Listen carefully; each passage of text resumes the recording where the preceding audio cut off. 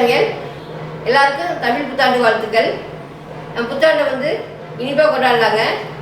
அதனால் வந்து இன்றைக்கி வந்து ஒரு ஸ்வீட் செய்ய போகிறேன். மரவள்ளிக்கிழங்கு வச்சு தான் ஒரு ஸ்வீட் செய்ய போகிறேங்க. வாங்க விஷயம் பார்க்கலாம். இன்றைக்கி மரவள்ளிக்கிழங்கு வச்சு தான் ஒரு ஸ்வீட் ரெசிபி செய்ய போகிறேங்க. அதுக்கு வந்து இந்த மரவள்ளிக்கிழங்குல தோல் எடுத்துக்கலாங்க.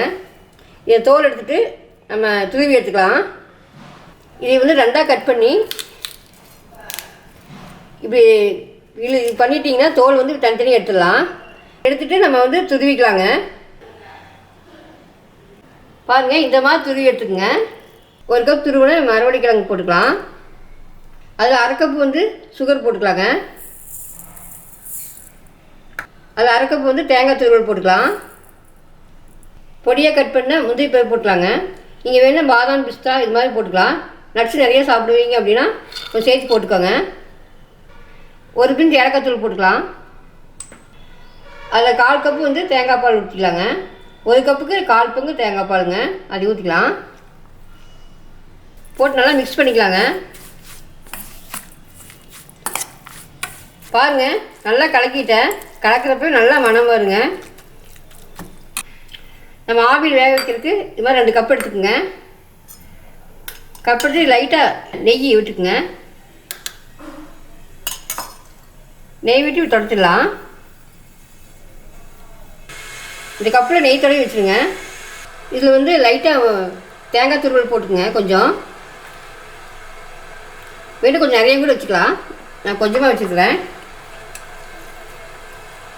அதில் வந்து நம்ம கடைக்கு வச்ச இதை வந்து ஃபில் பண்ணிடலாம்.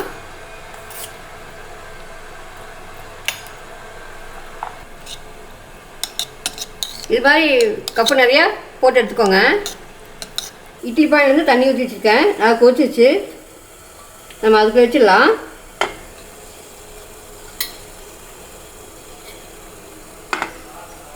வச்சு தட்டு போட்டு மூடிடலாங்க.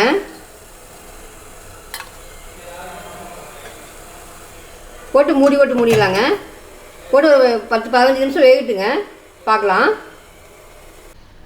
பாருங்கள், 20 நிமிஷம் வேக வச்சேன். நல்லா வெந்துருச்சு. நல்லா கெட்டியாகி வந்துச்சு பாருங்க. இன்னும் எடுத்துடலாம்.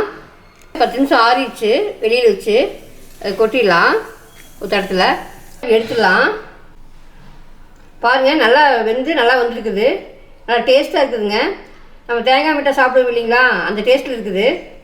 குழந்தைக்கெல்லாம் நீங்கள் வந்து சும்மா வேக வச்சு கொடுத்தோம்னா சாப்பிட மாட்டாங்க. டிஃப்ரெண்ட்டான ஸ்வீட்டாக செஞ்சு கொடுத்தீங்கன்னா சாப்பிடுவாங்க. இது மாதிரி செஞ்சு கொடுத்து பாருங்கள்.